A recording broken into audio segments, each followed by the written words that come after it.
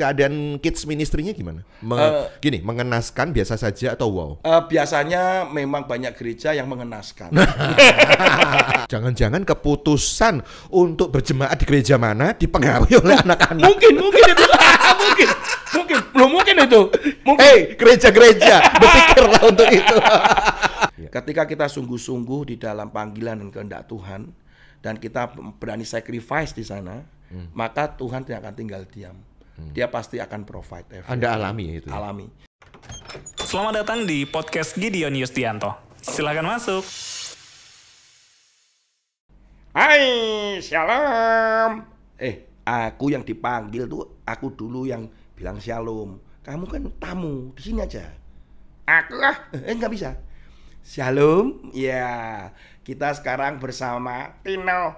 Sebentar. Tony. Tony. Maaf ya, karena memang ini sedang lapar nanti makannya nanti. Nah, ini sekarang kita akan bersama-sama mendengarkan cerita dari Tino. Bentar dulu.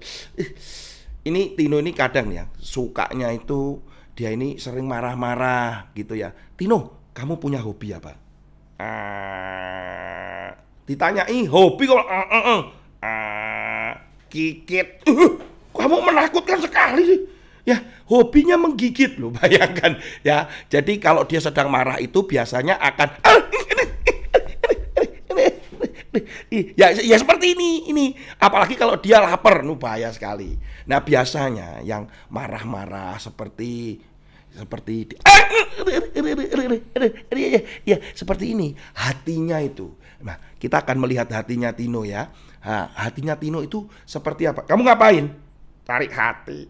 Lah iya, nanti dulu kita akan lakukan operasi hati. Iya, operasi hatimu. Nah, kita akan lihat operasi hati dengan cara seperti ini. Nah, ini lihat nih. Tino, tatap mata saya. Dan kamu akan segera tertidur. Belum. Kamu akan tertidur pada hitungan ketiga. 1. Belum. 3 ya. 1, 2. Tidak jadi. Jadi. 1, 2, 3. Nah, ini kita lihat nih hatinya Tino ini seperti apa. Kadang hati kita ya anak-anak ya, itu juga penuh dengan kotoran. Ada dosa, sehingga hati yang kotor itu bisa membuat apa yang kita katakan, kita lakukan, itu bisa jahat, bisa melukai orang. Seperti Tino. Kamu tidur. Nah, itu maka kita harus lihat hatinya. Nah, kita akan lihat hatinya Tino. Apa yang terjadi? Sakit. Nanti dulu. Kamu kan tidur, jangan kemana-mana. Kita lihat anak-anak.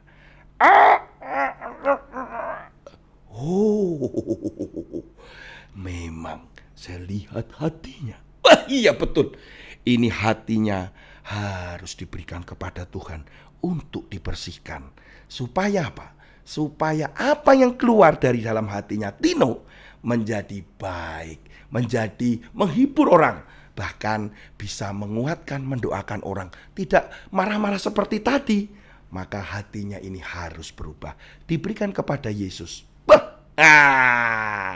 Digantikan hati yang baru tuh. Nah, sekarang kita akan lihat apa yang terjadi ketika hatinya sudah terganti baru. Tino, saya hitung sampai 3, kamu bangun ya. 1, bangun. Sudah bangun. Nah, hobinya apa? Baca Alkitab. Berubah. Sekarang kamu mau gigit lagi? Enggak. Jadi kalau kepada semua anak-anak kamu harus berbuat baik. Suka membantu. Suka menolong. Suka makan. Itu tetap itu nggak berubah itu. Nah, itulah kisah Kak Tony dengan Tino yang cakep. Kak Tony yang cakep. Tino yang cakep dengan Kak Tony. Iya.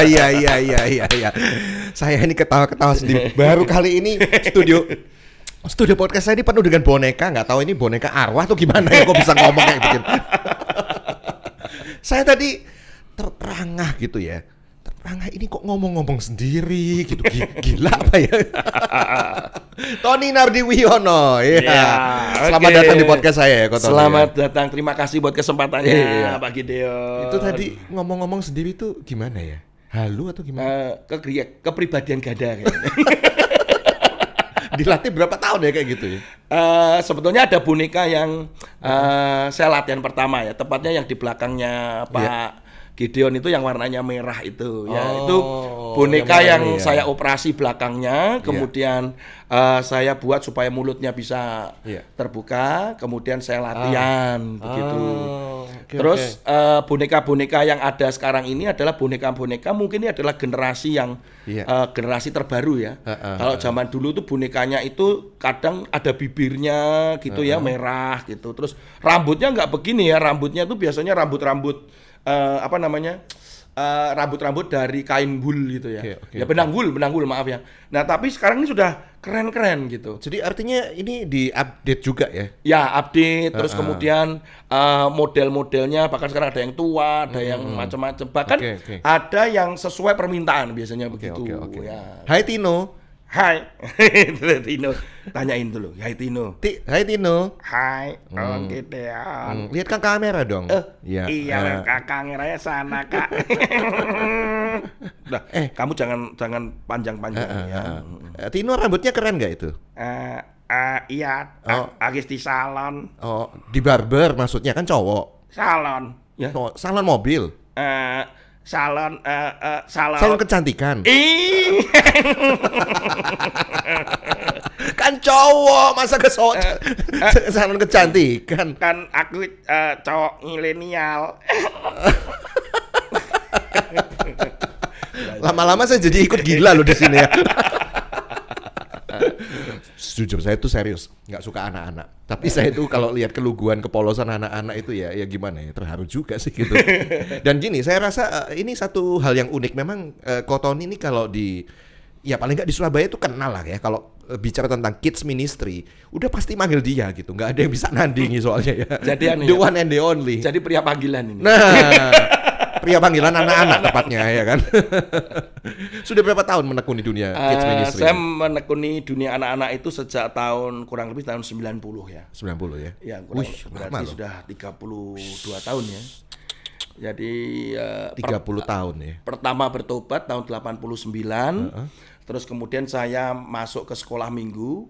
Nah, disitulah mulai saya menekuni dunia anak-anak serius. Oke. Nah, jadi guru sekolah minggu, terus kemudian pindah ke Surabaya tahun 93 karena kuliah. Kemudian disitulah saya mulai lebih serius lagi, masih tetap di sekolah minggu. Dan sampai hari ini, walaupun sekarang ini saya adalah gembala ya, gembala sebuah gereja pun, saya masih excited, masih fokus di generasi dan di anak-anak. Gitu. Punya gereja GBI? GVI, Gereja Victory Indonesia Setri Home. Setri Home ya. Jadi gayanya juga akhirnya kadang juga seringkali cara menyampaikannya seperti anak-anak gitu. Jemaatnya anak-anak juga? Oh, enggak ya. Tino juga jemaatnya. Iya, kamu juga jemaatnya. Jadi macam ya.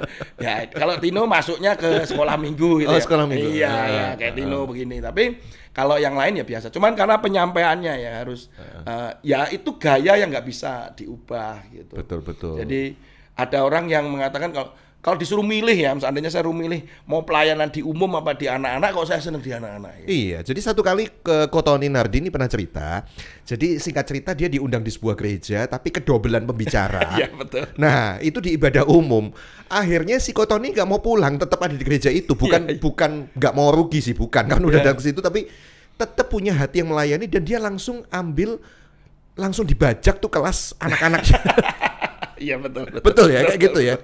Jadi saya lepas. Kok maunya kayak gitu? Saya lepas jas saya, kemudian dasi saya tanya, sekolah minggunya di mana gitu. Oh, di lantai 2, Pak gitu. Saya langsung ke lantai 2, kebetulan karena itu cabang gereja kami waktu itu. Wah, kedatangan Pak Tony nih, ya saya langsung ngajar. Langsung di situ saya ngajar. Keadaan kids ministry-nya gimana? Mengenaskan biasa saja atau wow? Biasanya memang banyak gereja yang mengenaskan. Jadi Itu yang saya saya mau punya amati. pengalaman tuh begini, Pak Idon. Melayani di di trotoar itu ya, di Iya, pinggir iya, jalan iya. itu pernah. Terus kemudian di jemuran juga pernah saya. Oh. Jadi waktu saya ngajar tuh yang umum itu kan di ibadah umumnya ada AC-nya, ada musik lengkap begitu ya. Tapi anak-anaknya itu malah diletakkan di jemuran di pastori gitu. Nah saya waktu ngajar di situ tuh ya akhirnya dekornya itu ya, backgroundnya itu kan ya melambai-lambai apa gitu kan ya. Gitu jadi Bendera-bendera. Di belakang jemuran backgroundnya. Terus kalau saya pernah juga di itu belakang rel kereta api gitu, kalau kereta api lewat ya itu bergetar semua gitu. Jadi terus yang di trotoar itu kalau motor lewat ya kita diam dulu gitu. Yang di bawah pohon itu kalau hujan ya kita waktu itu pengalaman saya hujan gitu. Nah waktu hujan ya saya harus bawa tikar-tikarnya itu harus masuk gitu. Jadi Tino gimana? Tersiksa ya ikut Om Tony ya? Tersiksa ya? Pokoknya makan Om. Ya. Oh pokoknya makan kok gak gendut-gendut. Iya nggak tahu tuh. Malah Om Tony-nya gendut. Gak usah lihat saya, gak usah lihat saya. Ya, kamu gak usah lihat saya. Nggak, Oh my God. Jadi gini, saya itu mau nanya. Jadi mengenaskan ya pelayanan anak di Ya. mana-mana harus diakui kayak gitu ya. Ya. Kayak kurang dibiayain gitu kan ya. Tapi akhir-akhir ini mulai ada penyadaran ya. Oh, gitu. Mereka sadar bahwa gereja itu akan berhenti di dalam kesinambungannya atau ketika tidak ada generasi yang melanjutkan. Betul. Sehingga mau tidak mau, siap tidak siap, mereka harus memperhatikan generasi ini, yaitu anak-anak mulai kecil. Nah, yang kedua adalah terjadi bahwa kondisi yang dunia saat ini begitu mengancam generasi ini membuat gereja harus concern bahwa firman Tuhan yang mulai tidak disukai mereka, kemudian begitu banyak tekanan-tekanan filosofi, ideologi, dan itu membuat mereka harus segera bertindak. Saya rasa sekarang apalagi dengan generasi keluarga muda ya. Keluarga muda yang saat ini ada itu ketika punya anak mereka sadar nih, ini anak-anak saya ini perlu makanan rohani, perlu warisan iman, perlu pendampingan dan dimuridkan kan begitu. Nah, masalahnya adalah ketika mereka menyerahkan itu benar-benar murni ke gereja. Sementara anak-anak itu di gereja bertemunya dengan guru sekolah minggunya berapa lama gitu. Apalagi masa pandemik seperti sekarang. Kalau saya tanya kepada guru-guru sekolah minggu ketika saya seminar, saya tanya berapa sih kakak-kakak ketemu dengan anak-anak gitu. Wah, mereka selalu bilang 1 jam, 1 jam setengah. Saya bilang bohong kamu. Kamu nggak sampai. Oke, bilang setengah jam, bohong. Kamu setengah jam itu adalah mengajarnya. Tapi pertemuan yang saya maksudkan adalah perjumpaan. Ketika dengan anak tanya, kemudian mendampingi dia ketika mengerjakan, atau ketika dia punya masalah, kamu mendengarkan ceritanya, itu pasti kamu nggak ada 1-2 menit, paling cuma tanya, gimana kabarnya? Dan saat ini sedang apa? Sibuk apa? Semua begitu aja. Tetapi apakah sampai deep? Enggak. Jadi sekolah minggu itu adalah hanya support. Gereja itu adalah sebenarnya support. Artinya memfasilitasi untuk mengarahkan, mendampingi, memperlengkapi. Tapi kan ya orang memang tua. keterbatasan ya Tony, baik dalam jumlah gurunya, baik dalam Ya. sarana prasarananya. Kan nggak bisa panjang juga kayak gitu. Iya. Jadi maksudnya kalau dapat dipnya dapat dari mana? Nah, deepnya harus mengambil peran atau peran orang tua harus dilengkapi, Pak Gideon.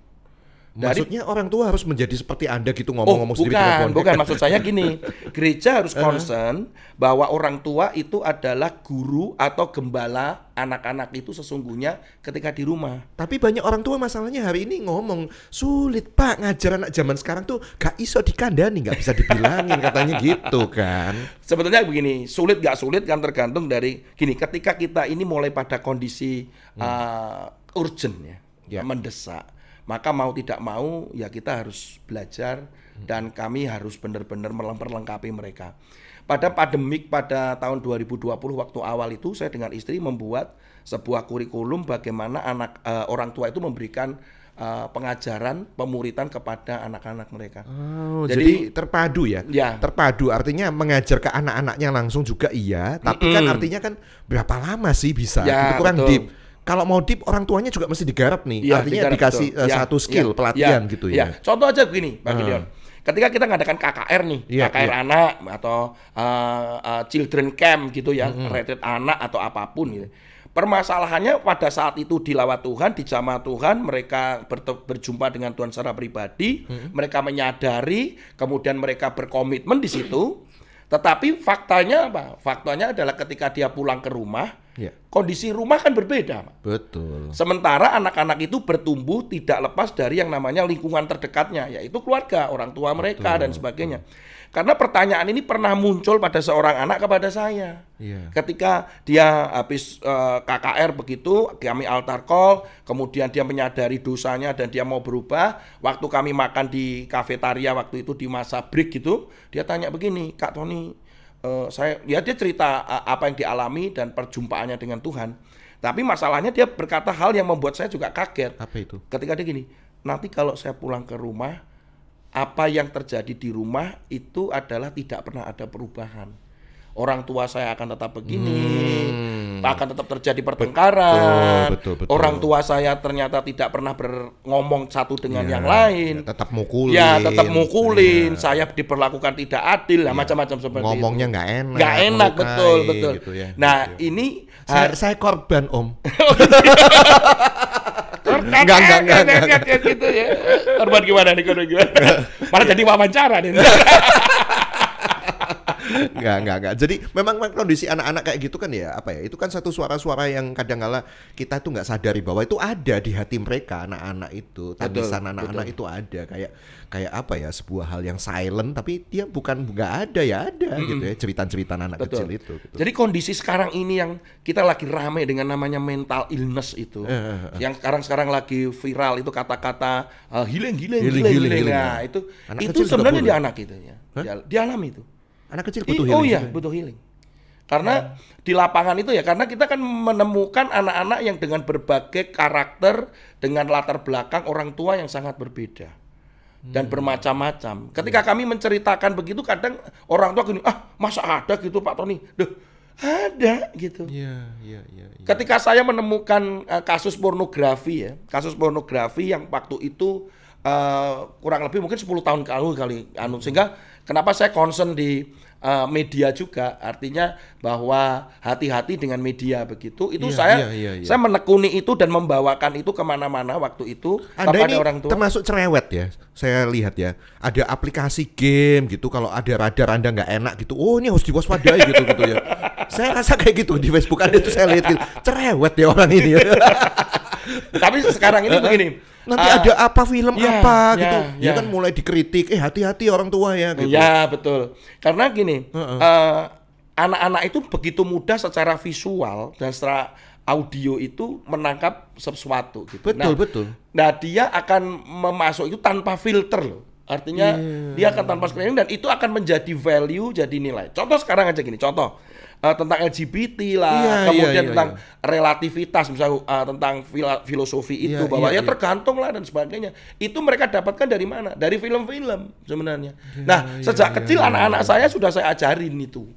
Saya sejak kecil, anak-anak saya, 2 anak saya. Jadi ketika nonton dia sudah tahu ini. Jadi anak saya tuh kalau nonton yang sihir-sihir pasti nggak suka. Pasti nggak suka. Horor juga nggak suka. Anak saya nggak suka. Kenapa? Karena ngapain gitu. Nggak, itu menurut saya gini, itu sampah lah gitu. Jadi kalau dia nonton bener-bener cari nonton yang berkualitas gitu. Saya juga sih nonton horor bukan takut. Kenapa? Lah ngapain saya bayar mahal kok ditakut-takutin ya kan? Iya betul. Nah, kembali lagi tadi. Ketika terjadi seperti itu, ketika saya concern di media itu mereka nggak menyadari. Nah, itu perlu disadarkan lewat orang tua. Orang tua kan mesti sadar nih kondisinya kayak begini. Kalau enggak, kita kehilangan generasi. Bukan hanya kehilangan sebuah penerus dari keluarga, tetapi gereja, kota dan bangsa ini loh. Dampaknya sampai kayak gitu. Dampaknya gede banget loh. Kalau kita nggak concern. Jadi contoh gini ya, Pak Gideon, saya ambil satu kasus gini. Anak itu memberikan dampak cukup besar buat orang tuanya sebenarnya. Kalau dia memang benar-benar bisa memberikan warisan yang benar, mendampingi dengan benar, nilai yang benar, maka anak itu juga memberikan dampak di sekelilingnya. Contoh adalah begini, ketika kita membeli barang, ternyata yang terjadi ya, ini saya melihat di buku marketing dan kemudian saya mempelajari itu, ketika kita membeli barang, ternyata anak itu, yang pertama, masalahnya anak ini adalah third consumer, jadi konsumen ketiga. Jadi gini, maksudnya gini, tapi dampaknya gede. ketika dia mau beli barang, maka kemungkinan yang pertama dia beli sendiri. Tetapi kan kemungkinannya kecil karena uang terbatas. Yang kedua, dia dibelikan. Siapa yang belikan? Orang tuanya. Oke. Nah, yang ketiga, dia ini adalah konsumen potensial. Yang nanti waktu gede, dia itu akan membeli barang yang sama kepada anaknya.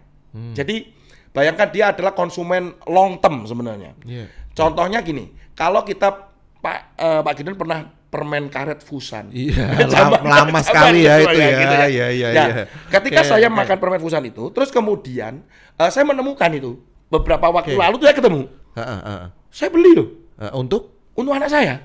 kenapa? Loh, saya bilang, papimu ini dulu waktu kecil makan permen karet ini. Ayo kamu coba. Loh, bayangin, kan itu masa kecil saya. Nah, tujuannya apa? Anda sedang mau mengajarkan apa? Ini loh masa kecil saya atau apa? Enggak, saya mengatakan bahwa ini enak. Jadi saya ini adalah konsumen waktu saya jadi konsumen Fusan itu waktu kecil. Ternyata waktu saya gede, long term, jadi ya. saya long term, Okay. saya akan beli lagi kalau itu ada. Yeah, kemudian saya berikan ke anak saya. Sama dengan cupa-cup. Nah kan gitu. Nah, oleh karena itu kenapa sebenarnya para produsen itu concern di anak-anak. Banyak yang concern di anak-anak. Kenapa? Karena long term. Pak Gideon ingat Saras 008. Betul. Nah, kenapa kok Indosat waktu itu kok mengeluarkan superhero Saras 008 untuk menanamkan 008 kan? Oh betul, nancep ya sekarang Nancep ya dong. 008. Kenapa ya, kok mereka diundang ke studio waktu itu? Oke. Karena untuk brand image-nya dia, untuk nanti ke depan long term dia ngomong, oh Indosat ini bagus nih, oh Indosat ini bagus, gitu loh. Oke. Jadi brandingnya udah di sejak saat itu. Oke, Anda sampai belajar kayak gitu bahwa anak kecil itu ternyata menjadi sebuah konsumen yang potensial dalam jangka waktu yang panjang gitu ya. Bayangkan, Gitu betul maksudnya. iya. Bayangkan kalau Firman itu masuk. Nah, saya bayangkan kenapa gereja tidak memikirkan hal ini di situ. gitu kan. Saya melihatnya gitu. Satu, dia akan sebagai konsumen langsung. Kedua, orang tuanya yang akan berikan. Ketiga, dia long term. Oke.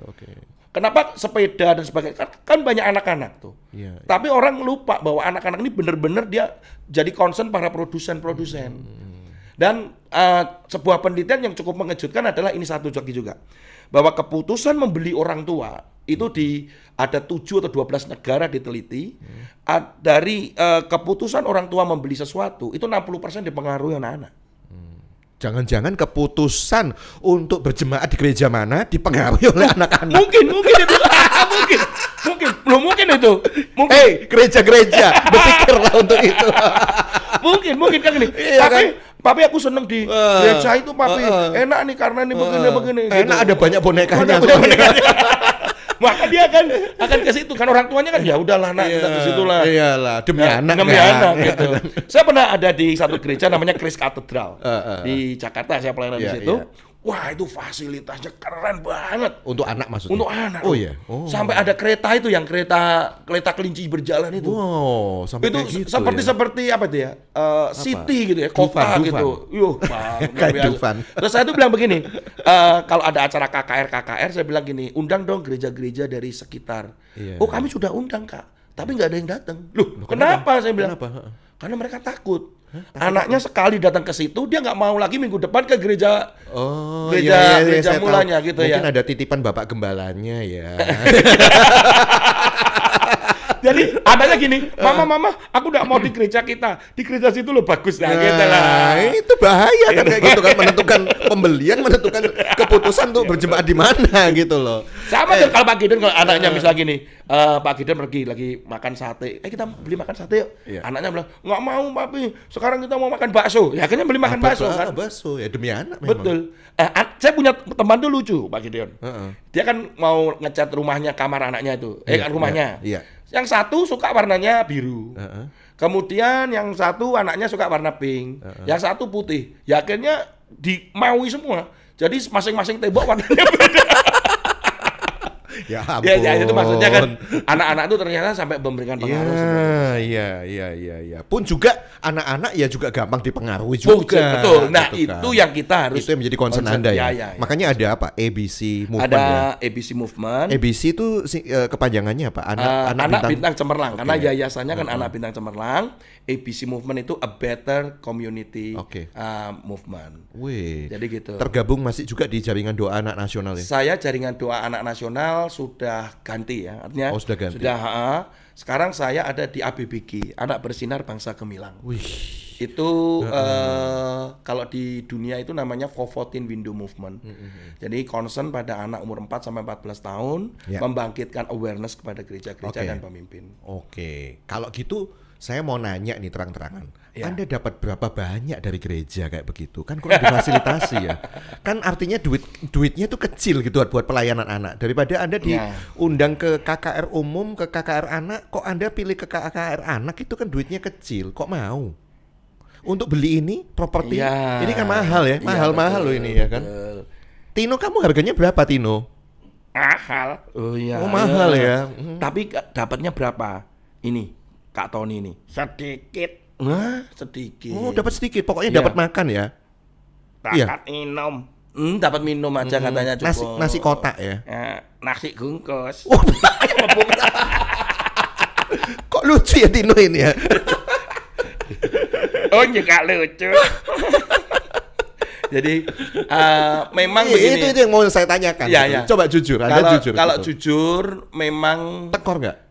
Pasti. Kok mau diterusin? Karena kita berbicara sebuah passion ya. Kita ngomong ini calling, passion. Dan waktu saya kerja, istri saya masih kerja waktu itu juga kondisinya adalah benar-benar kami nabur ya. Untuk kantor kan, kami sekarang ini kantor kan sudah pindah 4 kali ini.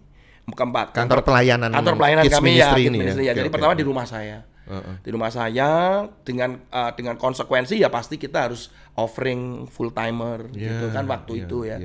Itu dari gaji istri saya dan saya. Nah, kemudian waktu mau hire full timer saja gini, ngapain, dan kemudian nanti kita harus spending money di situ gitu ya. Tapi karena pelayanan ini makin lama makin deep, makin dalam dan makin jauh, maka kita nggak bisa lepas dengan tim. Oleh karena itu satu full timer, terus kemudian berjalannya waktu terus, dan itu terus kita jujur menggunakan semua dana kami. Sampai akhirnya kita pindah kontrak yang karena tempatnya nggak cukup. Karena teman-temannya Tino makin banyak kan gitu. Tino ini temennya siapa aja nih, dikenalin Tino? Nggak, no name. Oh, no name. Loh, kok no name? ini karena hanya dia yang sering aku bawa-bawa ya. Kesayangan. Iya, ini kesayangan. Kesayangan. Oh, artinya semua boneka ini nggak Anda bawa sendiri ya? Ada tim yang Anda bilang full timer tadi itu ya? Bersama-sama. Gitu. Karena kenapa Tino ini saya bawa? Karena ada TNT show kan. Jadi selalu ada Tony dan Tino show. Nah, jadi kami kontrak kantor itu pun biaya sendiri. Terus yang kedua juga sangat mahal sekali. Saya cuma punya prinsip begini Pak Gideon. Ketika kita sungguh-sungguh di dalam panggilan dan kehendak Tuhan dan kita berani sacrifice di sana, maka Tuhan tidak akan tinggal diam. Dia pasti akan provide. Anda alami itu? Alami.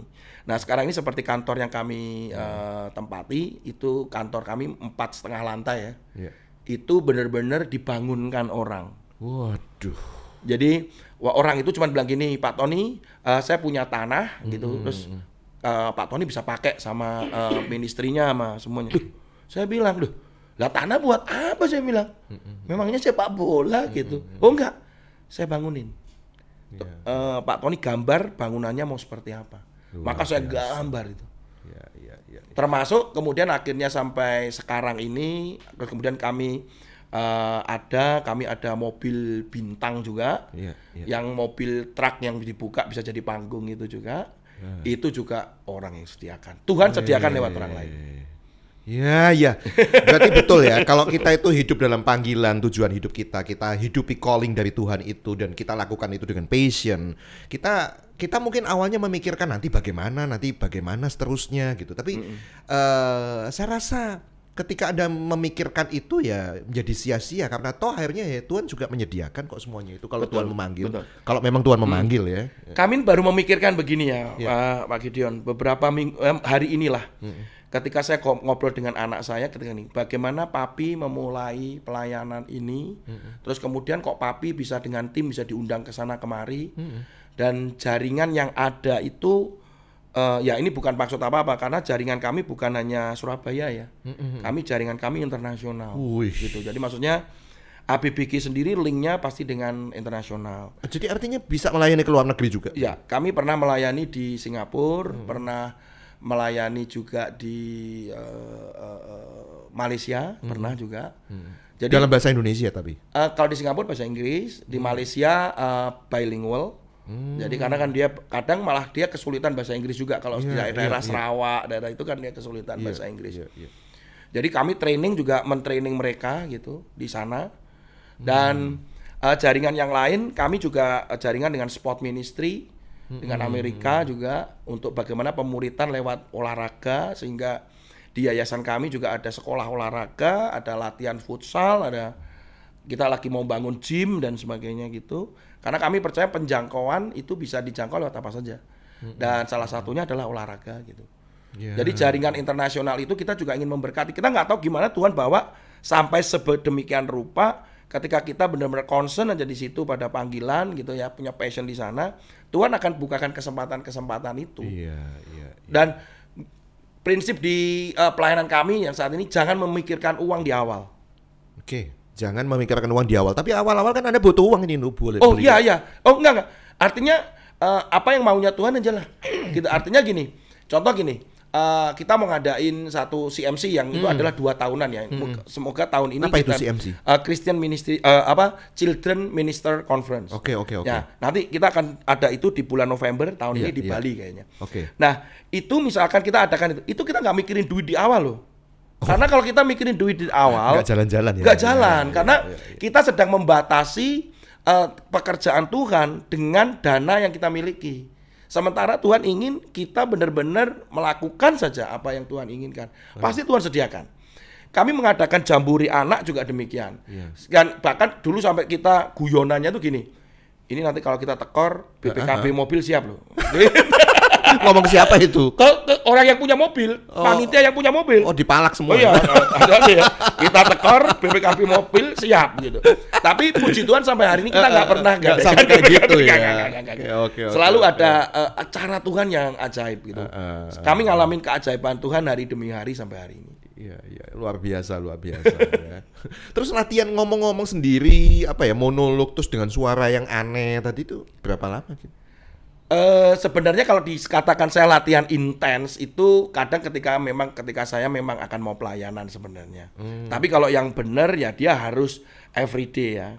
Karena memang benar-benar sampai bisa nyanyi. Kalau saya nggak bisa sampai nyanyi. Karena sulit, karena kalau menyanyi kan nadanya naik turun. Gitu ya. Jadi Tino ini nggak bisa nyanyi. Jadi nggak bisa nyanyi ya Tino ya? Jadi menghina. Ayo coba. Nggak bisa kamu. Coba nyanyi bintang kecil.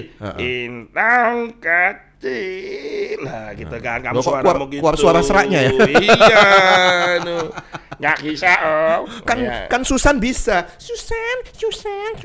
Kalau Kiki mau jadi apa? Lucu juga ya. Ternyata Om Gideon juga bisa. Namanya bukan Susan. Namanya siapa? Siapa? Suki. Kok Suki? Susan Gideon. Kamu nanti disuruh pulang. Aduh, sempet saya itu memikirkan gitu ya. Saya dulu kepengen begitu, tapi nggak bisa saya. Makanya itu saya nanya kok maunya gitu ya. Setelah sekian puluh tahun tetap ada di pelayanan anak. Kadang juga istilahnya ya, kalau dalam bisnis sekarang tuh istilahnya bakar uang lah di awal untuk itu. Saya nggak ngerti juga hari ini apakah sudah ada kesadaran orang untuk itu ya. Gitu loh. Tapi sampai mau kapan gitu Anda berjuang begini terus? Ya kan usia sudah semakin lama semakin merambat ya. Saya yang paling satu kali ada satu hamba Tuhan itu khotbah di sebuah ibadah umum ya. Dia bilang gini, ada satu yang saya takutkan di masa tua saya. Dia Apa itu? bilang gitu. Dia si hamba Tuhan ini ngomong gitu. iya. Wah, saya juga penasaran dong. Wah, Tuhan apa itu? Dan dia bilang gini, saya takut di masa tua saya kehilangan kegilaan saya dengan Tuhan. Maksudnya ya artinya menggebu-gebu cintanya, kemudian dia melayani gitu. Terus saya ngomong gini, saya juga takut itu. Iya, iya. Nah itu yang saya pegang maksud gini, nanti saya masa tua pun saya tetap akan have fun, tetap di anak-anak gitu ya. Tetap. Karena bersyukurnya karena istri mendukung dan istri kan juga hal yang sama. Jadi kalau kita pergi kemana-mana ya Pak Gideon, ada kesempatan kemana-mana yang kita cari itu adalah hal-hal yang aneh-aneh untuk pelayanan anak-anak gitu. Sehingga kenapa kita sampai punya gudang? Kita punya gudang. Isinya? Isinya semua barang aneh-aneh dan boneka, ada kostum lah. Nah itu macam-macam. kan ada kacamatanya ya si Tino itu. Itu kacamata saya itu. Oh. Saya belum dikinjangi. Iya itu karena baru belum dipinjamin. Nanti itu untuk konten kata. Apa itu konten? Konten itu isinya lemper itulah gitu ya. Jadi Oke. Jadi gudang itu sangat itu, khusus ya. Memang kita banyak sampai kita harus pinjam ada satu kelas di sebuah sekolah untuk menata semua inventaris kita. Oke. Semuanya gitu. Oke. Serius kalau kita mau Jadi cerita Anda di mau masa sampai lalu, tua begitu? ya sampai Tuhan datang lah, sampai 19 selesai. Saya dipanggil Tuhan selesai gitu kan. Gitu lah. Menjamin Anda kalau Anda semakin tua itu semakin masih tetap lucu. Kan anak-anak kan harus lucu cara masuknya pintunya. Iya kan? Kalau nggak lucu kan ngantuk anak-anaknya, iya kan? Ya. Kalau di situnya yang saya khawatirkan bukan di situnya, tapi kan karena tenaga ya. Oh. Ya, karena mungkin tenaga fisik. Dulu kalau misalkan saya main panggung boneka itu kan saya harus berlutut kadang gitu ya. Kemudian ada panggungnya. Itu masih kuat lah gitu. Tapi sekarang itu kalau berlutut terus kemudian saya harus ngangkat tangan itu waduh. Itu sudah banyak berkurang itu. Oke. Gitu ya. Kalau ide-ide masih lah, tapi saya ada tim ya, saat ini ada di studio juga ini di sini. Mereka adalah tim yang millennials lah gitu. Karena kita harus ngikutin sesuatu yang update lah. Oh, ternyata visi ini Anda juga teruskan kepada generasi yang ya, gitu, harus bahwa lah. ini harus berlanjut Ya. gitu ya.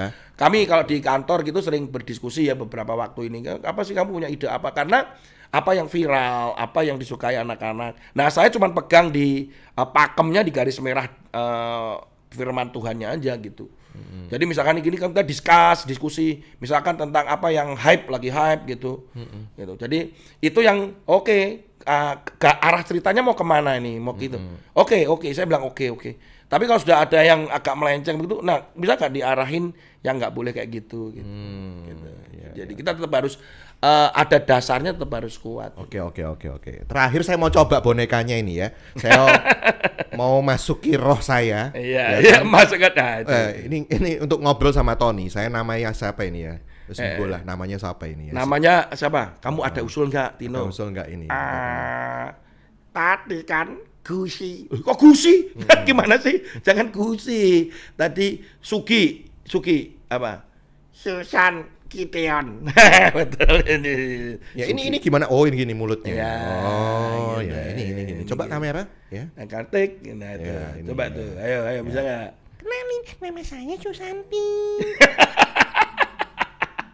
Susanti, nama papa mama kamu mana? Aku nggak punya kakak ngangah. Aku punya Kak Tony yang aku sayangi. Kamu nggak punya papa mama? Kamu punya nggak? Punya, Siapa? tapi di penjara. Iya, Kak Tony kunjungi kakak ngangahnya ya. Ya nanti kapan-kapan ya. Oke. Tahu nggak kenapa papa mamaku di penjara? Nggak tahu. Ikut rating terus kena scam katanya penipuan. Itu yang nomo. Nomo apa? Kamu sih. Kak Tony juga ikut ya? Jangan. Ini kenapa anak-anak digiring ke sana ya? Terlalu jauh. Ternyata asik sekali ya memang ya. Ini yang bikin yang saya lihat Kotoni ini awet muda memang. Bahkan istri saya itu pernah punya mimpi ya. Bahwa ini juga sebenarnya kalau secara psikologi bisa menjadi terapi self talk. Oke. Kalau di dunia terapi itu di psikologi namanya self talk terapi itu. Ini bisa digunakan itu untuk anak-anak. Jadi dia berdialog dengan dirinya sendiri ya. Misalkan gini, kamu kenapa sedih? Nah sebenarnya kan Ya, dia sedang berbicara tentang ya, dirinya. ya, Iya, aku sedih. Ya, Belajar untuk mengungkapkan ya, perasaan perasaannya. untuk self-talk itu Ya mungkin dia nggak perlu ventriloquis yang seperti apa ya, tapi kan tanya kenapa kamu sedih? Lah karena papa mama itu pergi terus, nggak menemani aku. Sudahlah, kamu nggak boleh sedih kan. Nah jadi dia sedang healing dengan dirinya itu. Jadi nggak apa-apa ya anak-anak ngomong-ngomong sendiri gitu ya? Harus ada pendamping. Harus ada pendamping ya? Harus ada pendamping. Oke. Artinya kalau dia sendiri nanti dia punya itu apa namanya Dunia pseudo pseudo teman bermain itu yang bayangan itu pseudo toys atau pseudo puppet, pseudo friend itu. Nah Dan itu nggak sehat ya? Oh itu sudah nggak sehat, sudah nggak sehat. Jadi artinya kalau anak bermain fantasi dengan itu nggak apa-apa gitu ya. Tapi kalau akhirnya dia berimajinasi dan berfantasinya terlalu jauh sehingga bicara sendiri, ya itu ada secara psikologinya juga nggak sehat kan. Waktu membahas masalah apa itu yang toys apa itu magic toys yang kemarin itu kan dibahas secara psikologi juga. Ya boneka arwah. Boneka arwah itu juga akhirnya nggak sehat juga apapun alasannya. Iya. Apalagi kita ngomong secara rohani. Iya. Luar biasa ini ya. Saya sih pengen ngobrol banyak emang kalau tentang dunia pelayanan anak itu bisa luas ternyata, dan saya hari ini sangat bahagia karena saya bisa mengungkapkan ketemu orang lucu dan saya bisa mengungkapkan kelucuan saya, ternyata saya masih lucu. Ya nggak tahu Anda anggap lucu atau nggak lucu, tapi saya senang hari ini kumpul dengan anak-anak itu ternyata menyenangkan gitu ya. Lebih awet muda kayaknya. Betul. Makanya Seperti saya dong. Iya, udah nih. oh, kamu awet kecil. Awet kecil, iya kan? Tino? Iya, awet keriting. Keriting. Ya. Itulah saya barusan mengerti, mungkin paham ya ketika Tuhan Yesus bilang jangan anak-anak itu datang terus kamu stop, dihalangi. Ya, betul. Disitulah saya ternyata mengerti. Oh iya. Kalau saya seandainya jadi beliau, kalau ngerti anak-anak yang tulus seperti itu dengan kelucuannya dengan dunia ya, saya jangan di stop, biar aja datang ke saya gitu ya. Oke. Tapi bonekanya nih habis ini segera berlalu ya. Mau dikelilingin, mau keliling show ya. Oke. Meskipun show-nya kecil tapi tetap dilakoni aja ya. Jadi kalau ada ulang tahun, kami kadang ulang tahun, ada Natal, ada Paskah atau Pak Tony, ini satu kali ada telepon. Pak Tony, kami dari sebuah gereja kecil, kami mau undang, bisa nggak ya? Oh bisa. Oh, bisa. PK-nya berapa ya Pak? Ya maaf ya, Enggak, saya mau nanya. kalau kami di gereja, kami nggak pernah menyebut PK. Apa? Nggak ada. Hah? Maksudnya? Jadi kami nggak boleh menyebut, Pak. Kami nggak pernah. Jadi kalau maksudnya nggak pernah itu apa? Jadi kalau pelayanan yang terkait dengan gereja, panti asuhan, itu kami tidak, kalau ditanya berapa PK-nya, itu tidak pernah kami menyebut. Oh, maksudnya terserah. Terserah. Oh. Bahkan kalau kami di tim ya, di tim kami tim berangkat, kan mereka juga nanti ketika misalkan Anda dapat offering kami bagi juga, terus kemudian masukkan kas juga. Kalau saat kami ada sign, ada tanda-tanda tuh. Kalau tim ini saya ajak makan atau yuk kita makan yuk. Nah, itu mereka harus tahu. Apa itu? Bahwa offeringnya nggak cukup atau kecil. Jadi bayarannya cuma makan. Tapi saya melihat mereka tetap antusias. Kami tetap akan memberikan yang terbaik. Oke. Kalau gitu. Yuk Tino. Apa? Kita makan yuk. Ya. Iya. Jadi ini nggak ada kakaknya ini. Kami juga tahu. Iya. Ya, nasi bungkus lagi ya Tino ya. Ini nggak apa-apa ya. Babanya ini ya. Nggak kakak, yang penting jadi berkah. Oke, thank you Kak Tony udah datang ngobrol di podcast saya yang lucu ini ya. Terima kasih buat kesempatannya. Sukses terus buat pelayanan anaknya. Semangat. Terus melanjutkan visi untuk melanjutkan generasi ini semakin memuliakan Tuhan. Amin. Ya. Amin. Oke, God bless semuanya. Tuhan Yesus berkati ya. Tuhan Yesus berkati. Terima kasih sudah menyimak podcast Gideon Yusdianto. Subscribe di channel Batra Yuda FM.